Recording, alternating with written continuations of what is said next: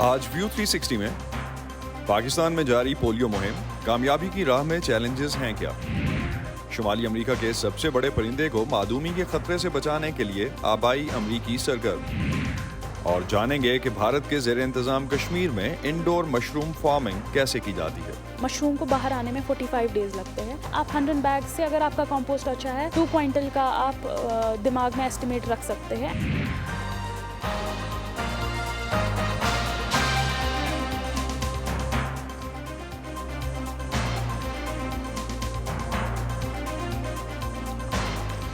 Voice of America کے Washington studios میں آپ سب کو خوش آمدید۔ آپ دیکھ رہے ہیں پروگرام ویو 360 اور میں ہوں اسد اللہ خالد۔ پاکستان میں وفاقی حکومت نے کل سے ملک کے 36 اضلاع میں تیسری انسداد پولیو مہم کا آغاز کیا ہے۔ 5 روز تک جاری رہنے والی اس پولیو مہم میں 5 سال سے کم عمر کے 1 کروڑ 35 لاکھ بچوں کو پولیو کے قطرے پلائے جائیں گے۔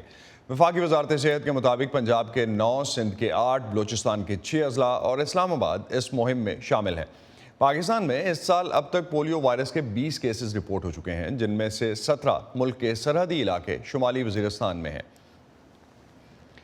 پاکستان میں اس سال کی تیسری انسداد پولیو مہم کے بارے میں حکام کتنے پر امید ہیں، اور پولیو ورکرز کی ٹیمیں کیا مقرر کردہ ہدف یعنی 1 کروڑ 35 لاکھ بچوں کو پولیو کے قطرے پلا سکیں گی؟ وائس آف امریکہ کے محمد جلیل اس وقت اسلام آباد سے ہمارے ساتھ ہیں، ان سے پاکستان کی انسداد پولیو مہم کے بارے میں مزید جانتے ہیں۔ جلیل، پاکستان کوئی 1 سال پہلے پولیو کے خاتمے کے گول کے قریب پہنچ گیا تھا، جو ہدف ہم دیکھ رہے تھے مقرر کیا گیا تھا، لیکن اس سال میں بھی 20 کیسز اب تک سامنے آئے ہیں۔ ماہرین اس اضافے کی وجہ کیا بتاتے ہیں؟ جی اسد، بالکل صحیح ہے۔ پاکستان 1 سال پہلے پولیو وائرس کے خاتمے کے بالکل قریب ہو گیا تھا، جب لگ بھگ 15 مہینوں کے دوران ایک بھی پولیو کا کیس سامنے نہیں آیا تھا، لیکن یکدم اپریل میں صوبہ خیبر پختونخوا کے شمالی وزیرستان کے علاقے میں پولیو کیسز ایک دم سے سامنے آنے شروع ہوئے تھے، اور اب تک اس علاقے میں اب تک جو 20 پولیو کیسز سامنے آئے ہیں ملک میں، ان میں سے 17 جو ہیں وہ شمالی وزیرستان میں سامنے آئے ہیں۔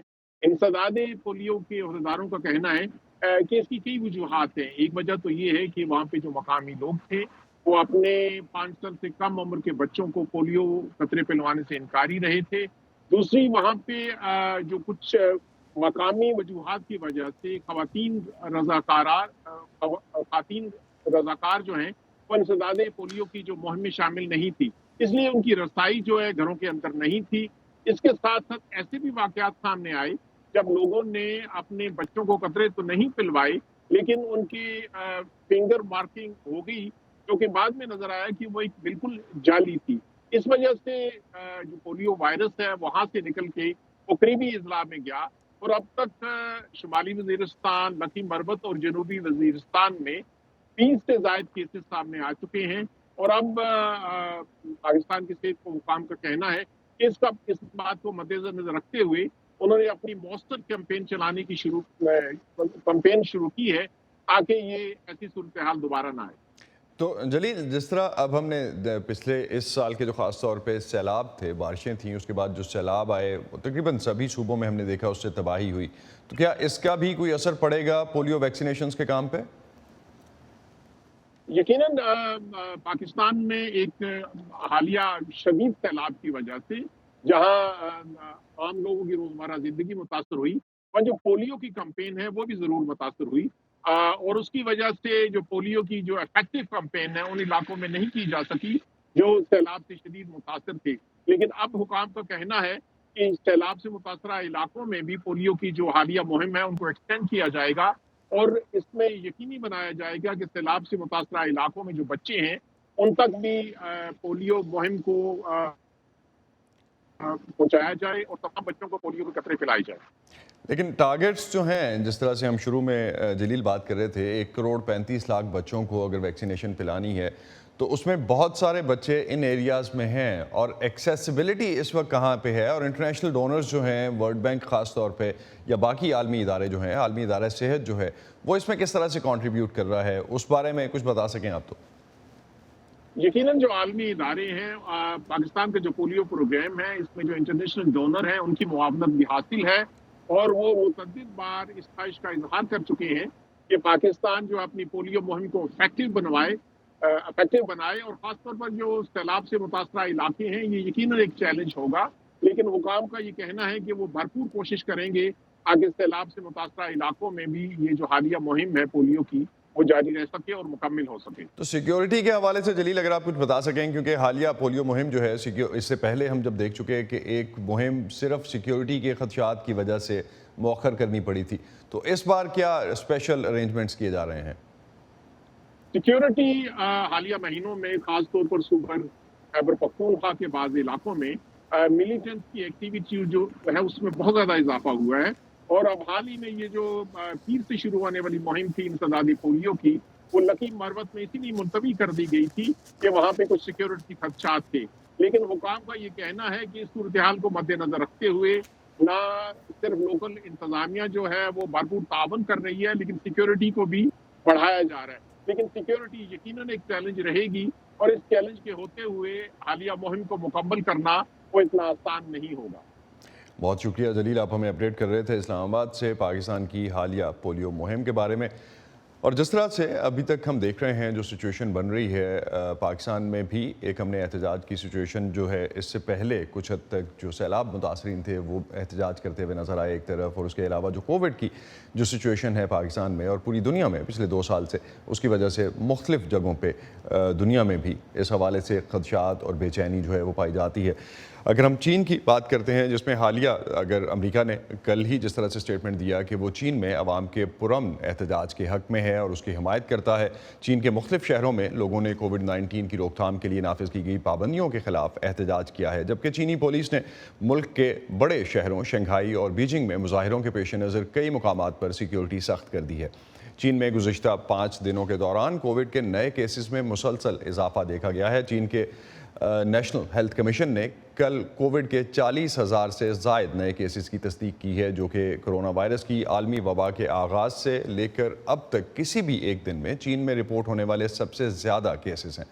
کووڈ-19 کی روک تھام کے لیے کئی شہروں میں لگائے جانے والے لاک ڈاؤنز پر 7 شہروں میں ہونے والے ان حکومت مخالف مظاہروں میں مظاہرین کی طرف سے صدر شی جن پنگ سے اپنے عہدے سے مستعفی ہونے کا مطالبہ بھی کیا گیا۔ صدر شی کی حکومت نے کووڈ کے پھیلاؤ کو روکنے کے لیے ملک میں سخت گیر پالیسی لاگو کر رکھی ہے، جس کے تحت لاک ڈاؤنز اور لوگوں کو گھروں تک محدود کر دیا گیا ہے۔ حکومت کی زیرو کووڈ پالیسی کی وجہ سے لوگوں کی مشکلات میں اضافہ ہو رہا ہے، لیکن حالیہ احتجاج کے بعد آج چینی حکومت کی طرف سے سخت گیر کووڈ پالیسی میں کچھ نرمی کرنے کی خبریں بھی آ رہی ہیں۔ صبا شاہ خان نے چین میں کووڈ کے بڑھتے ہوئے کیسز اور ان کی روک تھام کے لیے حکومتی اقدامات پر Yale institute of global health کے ڈائریکٹر اور متعدی امراض کے ماہر ڈاکٹر سعد عمر سے بات کی۔ چین کی زیرو کووڈ پالیسی اور اس پر عوام میں پائی جانے والی بے چینی پر سوال کے جواب میں ڈاکٹر سعد نے کرکٹ سے ایک مثال دیتے ہوئے کہا کہ چین 8ویں 9ویں وکٹ کے لیے وہی اسٹریٹجی استعمال کر رہا ہے جو اوپنرز کے لیے کی تھی، اور یہ درست نہیں ہے۔ ان کو کرنا یہ چاہیے تھا کہ چلیں شروع میں لاک ڈاؤن کیا تھا تو وہ سمجھ آتی تھی، اس وقت وہ تیاری کرتے جس طرح انہوں نے کی تھی تھوڑا کہ ٹیسٹنگ اور ماسک ایٹسیٹرا، اور انہوں نے لاک ڈاؤن ریلیز بھی کیے ہیں، بٹ ابھی بھی وہ شہروں کو جب وبا ہوتی ہے تو فل لاک ڈاؤن کرتے ہیں، اور یہ ذہن میں رکھنا چاہیے کہ ان کی جو شرح اموات ہے وہ پوری دنیا سے کافی کم ہے، تو ایسا نہیں ہے کہ ان اقدامات کا کوئی فائدہ نہیں ہوا، لیکن ہوا یہ ہے کہ انہوں نے جو کڑوی دوائی ہے وہ مسلسل دیے جا رہے ہیں، تو تھوڑا سا متوازن ہونا ضروری ہوتا ہے۔ یہ بھی کہا جا رہا ہے کہ وہاں پہ جو لوگ ہیں ان کی وہ جو ہرڈ امیونٹی ہے وہ نہیں بن سکی ہے، ایکسپوجر نہیں ہوا ہے ان کا، اور دوسری بات یہ کہ جو ویکسینز ہیں ان کی اس سے ان کی مدافعت نہیں ہے اتنی۔ 30% ایفیکیسی جب شروع میں ویکسین آئی ہے اس کی، کیا وہ نئی جو ویریئنٹس کے حساب سے ویکسینز ہیں وہ متعارف کراتے رہے ہیں؟ کیا حکومت کے پاس اس وقت جو کہا جا رہا ہے کہ کوئی پالیسی نہیں ہے، تو کیا اس کی یہ وجہ ہے؟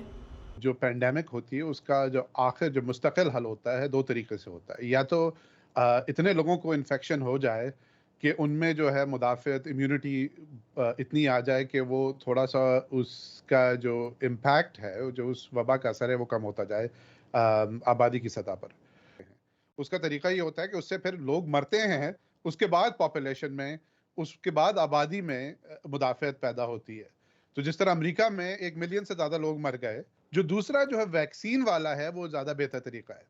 چائنا کی جو پالیسی تھی، دیکھیں شروع میں جو ان کے پاس ویکسین آئی وہ سو کالڈ انیکٹیویٹڈ ویکسین آئی، जो टेक्नोलॉजी बिल्कुल दुरुस्त है वो जल्दी डेवलप हो गई, उस वक्त बिल्कुल दुरुस्त था जो उनके पास जो वैक्सीन अवेलेबल थी। सन 21 में उनके पास एप्लीकेशन पड़ी हुई थी mRNA वैक्सीन को अप्रूव करने की।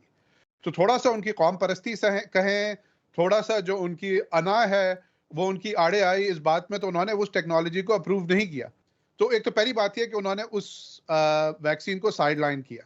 दूसरी बात यह है कि उनके जो ख़ास तौर पे बूढ़े हजरात और ख़वातीन हैं, उनमें जो वैक्सीन, उनकी अपनी भी वैक्सीन है, उसकी शरह इतनी ज़्यादा नहीं थी। तीसरी चीज़ ये है, उन लॉकडाउन की वजह से उन्होंने जो स्टडीज़ करनी चाहिए थी, जो ये बताती हैं कि आपकी जो अपनी वैक्सीन है वो कितना काम करी अपनी पॉपुलेशन में, वो इतनी नहीं की।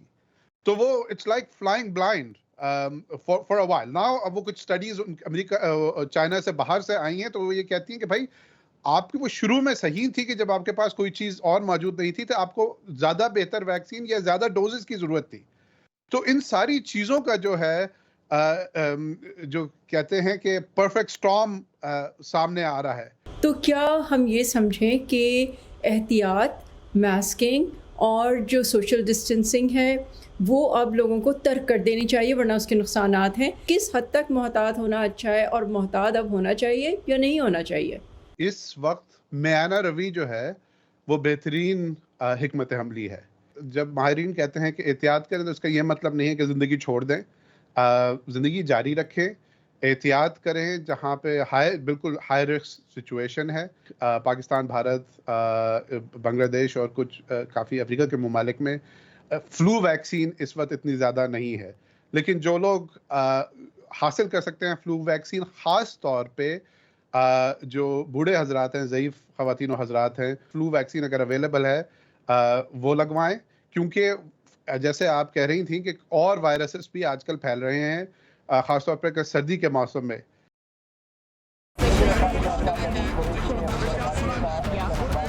खबरों के पीछे नहीं भागते, हम कहानियां ढूंढते हैं, आम लोगों की खास कहानियां। मैं कोई उनसे अलग मखलूक तो ना थी, तो क्यों ना मैं एक ऐसा काम करूं कि जिसमें मैं महारत हासिल करूं, और वो नेकी क्या हो, जो छोटी छोटी कोशिशों से बदल रहे हैं बेशुमार जिंदगियां। मुझे जब भी जरूरत हुई मुझे इन्होंने माशाल्लाह कर्जा दिया और मेरा कारोबार बहुत अच्छा चला। ला रहे हैं अपने इर्द गिर्द बड़ी तब्दीलियां। अक्सर जो यहाँ बच्चे हैं ना वो भीख मांगने वाले बच्चे हैं, और जब ये बच्चे स्कूल में आए तो बहुत सारे बच्चे खुश हो रहे थे। आज वहीं और यहाँ बेहिचक अपने प्लांटों पर, मतलब अपने गोट के प्लांट पर आती हैं, पानी भरती है। हम जाते हैं खबरों से आगे। मैं हूँ नीलोफर मुगल, समन खान, सादिया ज़ेबरान झा, उमर फारूक, चित्राडार, जीती आरानी, मुर्तजा जहरी। हम हैं वॉइस ऑफ अमेरिका।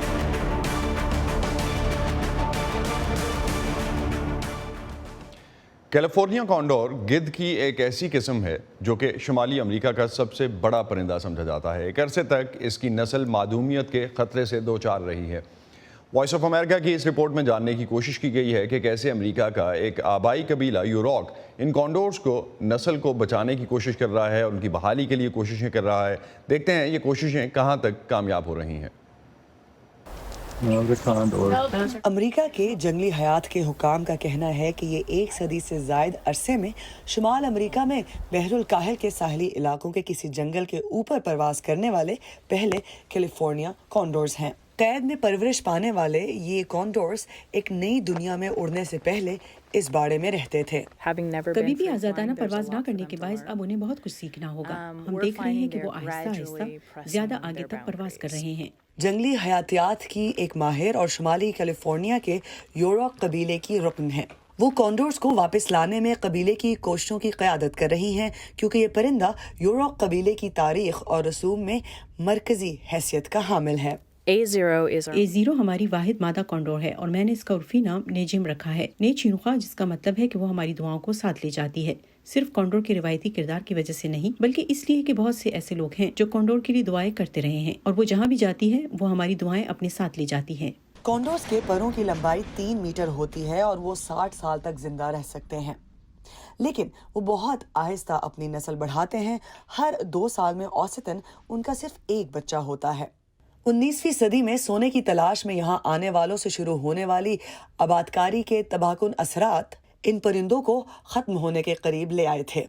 1987 तक सिर्फ 27 कॉन्डोर बाकी रह गए थे और फिर उनकी नस्ल को बचाने के लिए उन्हें निगहदाश्त में रखा गया। तब से अवामी और निजी तंजीमों की शराकतदारी में मगरबी अमेरिका में चंद सौ कॉन्डोर्स को दोबारा मुतारिफ करवाया गया है। यूरोक कबीले ने नेशनल पार्क सर्विस और US fish and wild life service के ताउन से कॉन्डोर्स को आजाद फजा में रहा कराने वाले मकाम को इस साल खोला। नौजवान कॉन्डोर्स का एक दूसरा ग्रुप यहाँ तकरीबन 1 माह से रह रहा है और रहाई पाने से पहले इर्द गिर्द के माहौल से आशना होने की कोशिश कर रहा है। यहाँ आने वाले सयाह धीमी आवाज में बात करते हैं और शीशे की खिड़की के पीछे रहते हैं ताकि परिंदे इंसानों से करीबी ताल्लुक न बना लें। कॉन्डोर्स एक पेचीदा किस्म है, वो मिलकर रहना पसंद करते हैं। उनके सीखने का अमल तवील है। छोटे कॉन्डोर्स अपने वालिदैन के साथ लंबे अरसे तक रहते हैं, लिहाजा ये उकाब की दीगर किस्मों की तरह नहीं हैं जिन्हें बस जंगल में छोड़ दें और वो अपनी हैवानी जबलत की मदद से सब कुछ खुद से सीख लेते हैं। एक बूढ़ा परिंदा छोटों के साथ रहता है और उनके सरपरस्त के तौर पर काम करता है और आजाद किए गए परिंदे बार बार वापस आ जाते हैं। रिहा किए जाने वाले हर परिंदे को करीब से मॉनिटर करने के लिए जीपीएस और रेडियो ट्रांसमीटर्स दोनों इस्तेमाल किए जाते हैं। फील्ड में मौजूद हमारा अमला असल में जंगल में जाएगा और इन परिंदों में से हर एक पर नजर रखेगा और हम बाकायदगी से ये करना चाहते हैं ताकि ये यकीन कर सकें कि अपने नए माहौल को वो अच्छी तरह अपना कर रहे हैं और वो सेहतमंद हैं। कबीले के वाइस चेयरमैन फ्रैंकी मार्स का कहना है कि वेबकैम के जरिए इन परिंदों की खबर रखने वाले सैकड़ों शायकीन से लेकर कई दहाइयों तक उनकी वापसी के लिए काम करने वाले यूरोक कबीले के बुजुर्गों तक कॉन्डोर्स रूहानी सुकून का बायस हैं। मैं उन लोगों की आंखों में उसे देखता हूँ, उनकी बातों में उसे देखता हूँ, जैसे कि उनके एक हिस्से को बहाल कर दिया गया है, जैसे कि उनका एक टुकड़ा वापस मिल गया है। मैट डिबल के साथ एरम अब्बासी, वॉइस ऑफ अमेरिका। और अब आपको दिखाते हैं कि कैसे जापान की रिवायती कुश्ती अब अमरीकियों को भी अपनी तरफ मुतवज्जह कर रही है। आइए जानते हैं कि रिवायती जापानी कुश्ती सूमो अमेरिका में शायकीन और शुरका में कैसे मकबूल हो रही है।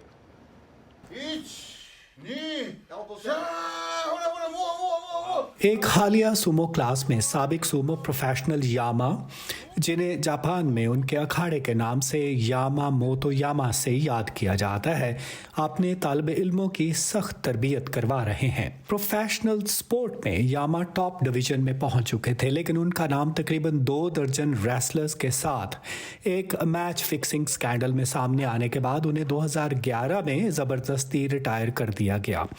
चुनांचे वो एक नई जिंदगी के लिए अमेरिका आ गए।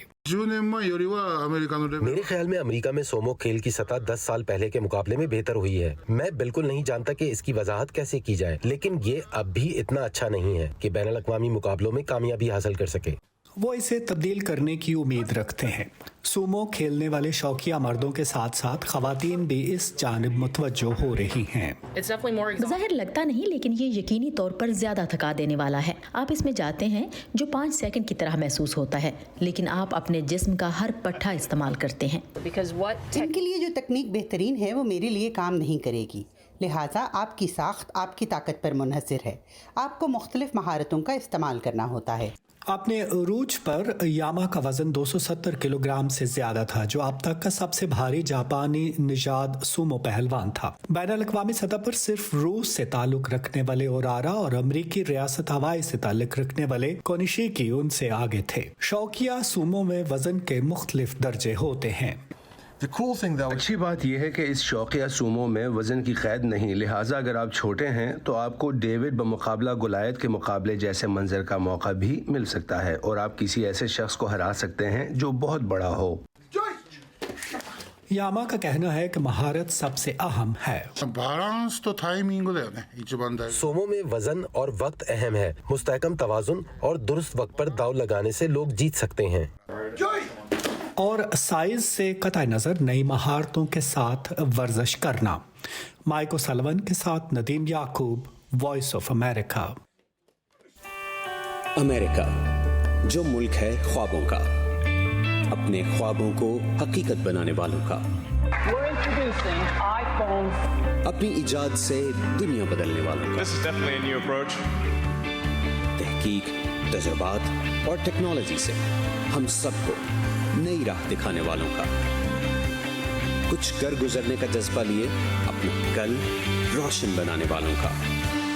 ऐसे ही ड्रीमर्स और अचीवर्स की कहानियां देखिए व्यू 360 में आज न्यूज़ पर। और प्रोग्राम के आखिर में आपको लिए चलते हैं भारत के ज़ेरे इंतज़ाम कश्मीर, जहां कई ख़वातीन और नौजवान खुम्बियों या मशरूम्स की काश्त को पेशे के तौर पर अपना रहे हैं, जिसकी सरकारी सतह पर भी हौसला अफजाई हो रही है। मशरूम की इंडोर फार्मिंग कैसे होती है, ये कितनी फ़ायदेमंद है, आइए जानते हैं श्रीनगर से जुबैर डार की इस रिपोर्ट में।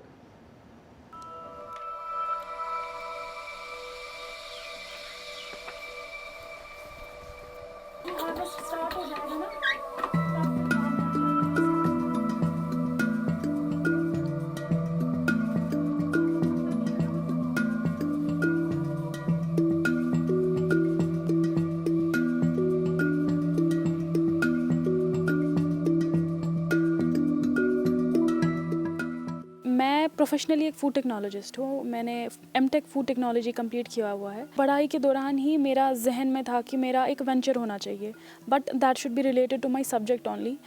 वो पर्सपेक्टिव की वजह से मैंने मशरूम कल्टिवेशन ही चुना। कहीं ना कहीं स्टार्टिंग में ही मुझे ये था कि I don't want to get stuck. मुझे अटकना नहीं है कि मतलब होना गवर्नमेंट जॉब ही होना चाहिए। तो मुझे लगा कि ये जो फील्ड है, this is much better for me. Right left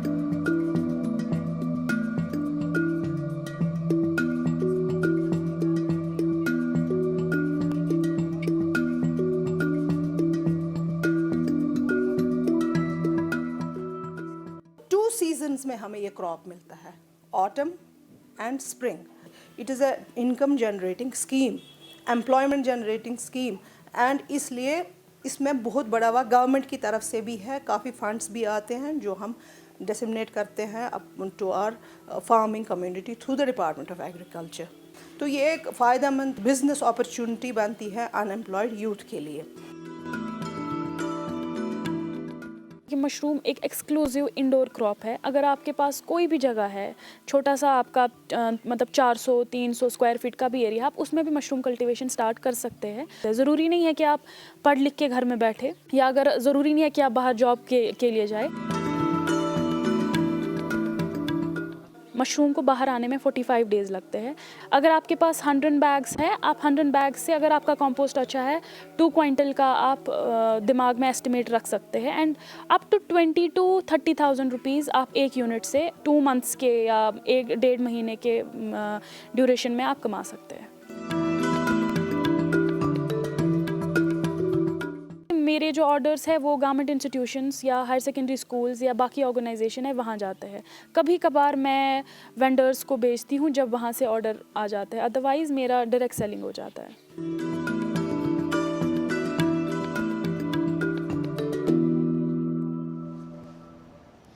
इसी पर ख़त्म करते हैं आज का व्यू 360। स्टे सेफ और पाकिस्तान और खत्ते समेत दुनिया भर की अहम खबरों और दिलचस्प मालूमात के लिए आप आ सकते हैं हमारी वेबसाइट urdu.voa.com पर। ये सारा कंटेंट आपको मिलेगा हमारे सोशल मीडिया प्लेटफॉर्म्स पर भी, facebook.com/VOA Urdu, यूट्यूब पर हमारा चैनल है VOA Urdu के नाम से, और ट्विटर इंस्टाग्राम पर हमारा हैंडल है @VOA Urdu। अब तक के लिए इतना ही। असदुल्लाह खालिद को इजाज़त दीजिए। खुदा हाफिज़।